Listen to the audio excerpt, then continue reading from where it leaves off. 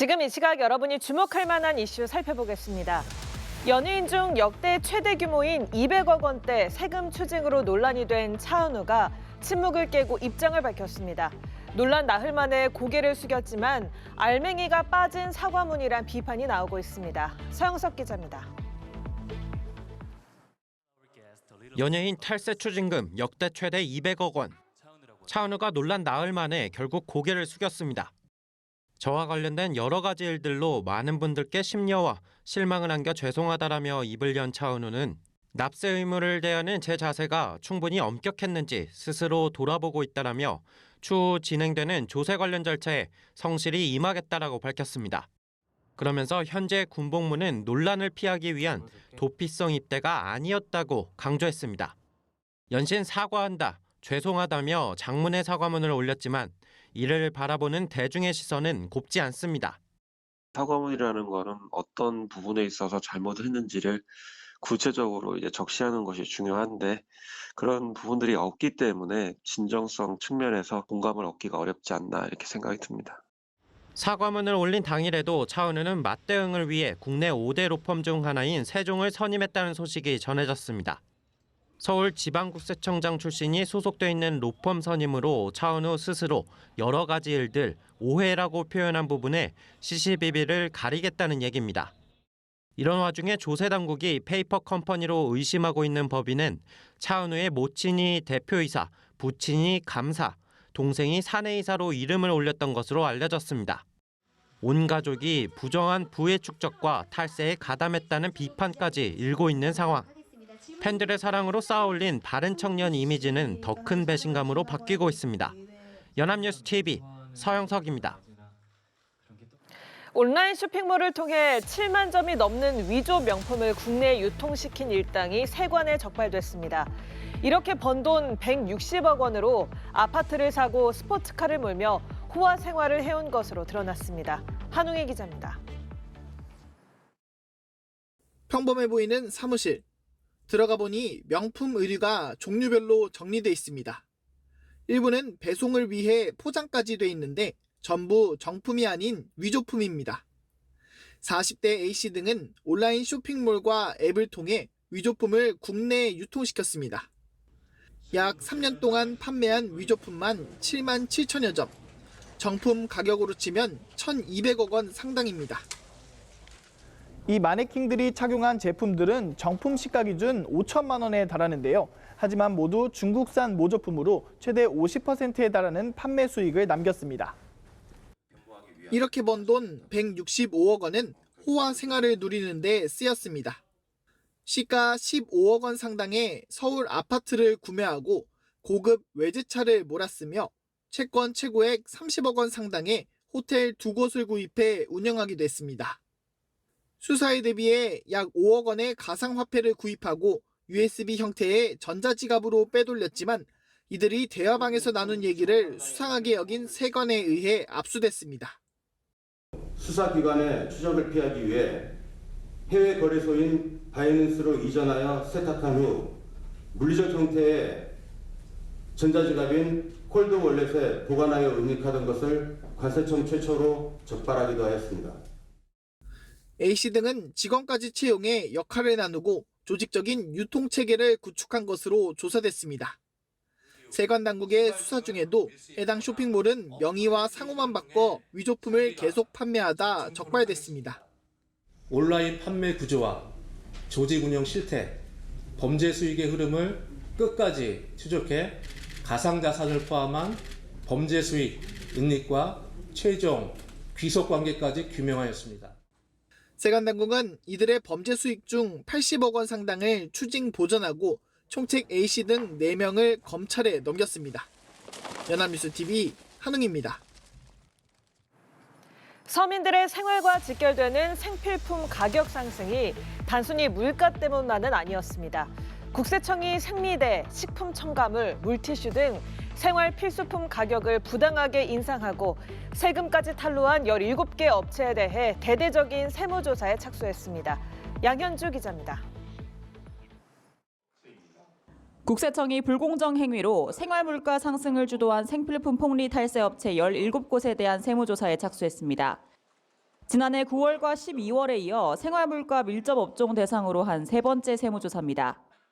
조사 대상은 가격 담합을 벌인 독과점 기업 5곳, 원가를 부풀린 제조 유통업체 6곳, 거래 질서를 어지럽힌 먹거리 유통업체 6곳입니다. 이번 세무조사는 안 살 수도 없어 서민들에게 더 큰 부담을 주는 생필품 가격에 초점을 두고 있습니다. 특히 시장을 장악한 기업들이 원자재 가격 상승 등을 핑계로 생필품 가격을 인상하며 폭리를 취하는 행태에 대해 면밀히 살펴보고자 합니다. 이들 업체의 탈루 혐의 금액은 약 4천억 원에 달합니다. 이번 조사 대상에는 식품 첨가물을 제조하는 대기업 계열사도 포함된 것으로 알려졌습니다. 이 회사는 경쟁사와 판매 가격과 인상 시기를 짜고 제품 가격을 2021년 대비 50% 가까이 올렸습니다. 또 서로 원재료를 고가에 매입한 것처럼 거래를 조작해 이익을 줄이고 세금을 탈루한 혐의도 받고 있습니다.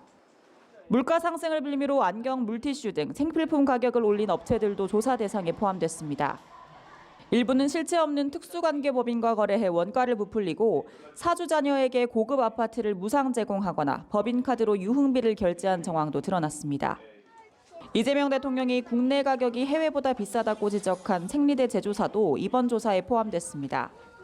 제품 고급화를 명분으로 가격을 33.9% 인상한 이 업체는 판매 총판인 특수관계법인에 수백억 원대 장려금과 수수료를 과다 지급해 비용을 부풀렸습니다. 또 퇴직자 명의로 위장 계열사를 설립해 법인 자금을 빼돌린 정황도 확인됐습니다. 국세청은 조세 포탈과 거짓 세금 계산서 수수 등 범칙 행위가 적발될 경우 조세범 처벌법에 따라 형사처벌로 이어지도록 엄정 조치할 방침입니다. 연합뉴스TV 양현주입니다. 두바이 쫀득쿠키 두쫀쿠 열풍이 대단한데요. 전문 디저트 가게가 아닌 일반 음식점과 심지어 이불집에서도 판매되는 상황입니다. 정부가 두쫀쿠 등 디저트류를 조리해 판매하는 배달 음식점 등 3,600여 곳의 위생 상태 등을 집중 점검합니다. 최덕재 기자입니다. 누가 봐도 이불집인데 두바이 쫀득 쿠키가 안에 있다고 써붙여놨습니다. 두쫀쿠가 있다고만 하면 손님 발길을 잡게 되는 현상에 두쫀쿠는 자영업 치트키로 자리 잡았습니다. 매콤 닭발 가게 배달앱에서는 인기 메뉴 세트보다 더 위에, 더 크게 두쫀쿠가 자리했습니다. 메인 메뉴를 주문해야만 두쫀쿠도 주문할 수 있습니다. 다른 배달 횟집도 마찬가지 두쫀쿠가 고객을 유혹합니다. 우려되는 점은 만에 하나라도 위생 문제가 생기면 두쫀쿠의 파급력과 맞물려 문제가 커질 수 있다는 부분입니다. 이미 원래 들어가는 카다이프 대신 호떡 믹스나 소면을 쓴 것으로 의심되는 경우까지 등장했습니다. 전문가들은 안전한 시설에서 제조됐는지 파악이 어려운 경우가 적지 않다고 우려합니다. 이동 업종 간에 물건을 판매하거나 이런 경우에 있어서는 사실은 그러한 그 규제의 사각지대나 모니터링의 사각지대에 있을 가능성이 높아서 소비자 안전에 부정적인 영향을 끼칠 가능성도 높다 이렇게 볼 수 있죠. 이에 정부는 두쫀쿠 등을 조리해 배달, 판매하는 음식점과 무인 아이스크림 판매점을 점검합니다. 특히 두쫀쿠 재료가 주로 수입품인 점을 고려해 무신고 수입 식품 등을 집중적으로 점검합니다. 미생물 등에 대해서 검사도 실시하고 만약에 이제 되파는 행위가 있을 경우에는 그 보관 기준이라든가 온도 기준을 준수하는지 여부도 같이 병행해서 점검할 예정입니다. 다만 음식점이 두쫀쿠를 포함해 어떤 품목을 판매하는지는 영업신고서에 나와 있지 않기 때문에 수작업으로 배달 품목을 모니터링해야 하는 한계는 있습니다. 연합뉴스TV 최덕재입니다. 2026 밀라노 코르티나 동계올림픽이 다음 달 6일 개막까지 이제 열흘도 채 남지 않았습니다. 우리 국가대표팀은 직전 베이징 동계올림픽의 성적을 뛰어넘는 종합순위 톱10 복귀를 목표로 출격을 준비합니다. 장윤희 기자입니다. 동계올림픽 성화가 공동 개최지 코르티나 단페초에 도착해 불꽃을 피워 올립니다. 성화는 열흘 뒤 다음 달 6일 밀라노 산시로 스타디움에서 열리는 개회식에서 타올라 전 세계 최대 스포츠 축제의 시작을 알립니다. 우리나라는 직전 베이징 동계올림픽 금메달 2개 등 종합 14위에 저조한 성적을 딛고 올해 대회에서는 금메달 3개 이상, 10위권 재진입을 목표로 세웠습니다. 6개 종목 베이징 대회보다 6명 많은 71명으로 꾸린 우리 대표팀. 효자 종목 쇼트트랙은 이번에도 우리의 메달밭입니다. 특히 간판 스타 최민정은 여자 1500m 단일 종목 3연패와 통산 4번째 금메달 수확을 노리고 있습니다.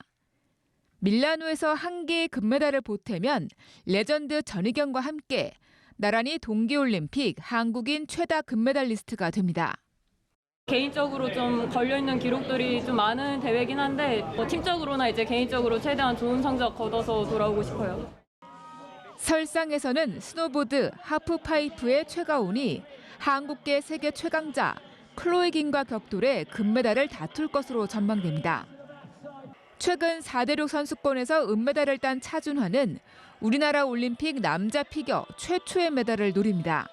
이제 올림픽 출전이 늘 꿈이었지만 이제는 어느새 메달이라는 꿈도 계속해서 바라보게 되는 것 같은데요. 주요 경기가 한국 시간으로 한밤에 열리지만 선수들의 투혼으로 쓰일 각본 없는 드라마는 한겨울의 추위에도 스포츠 팬들의 마음을 뜨겁게 달굴 전망입니다. 연합뉴스TV 장윤희입니다.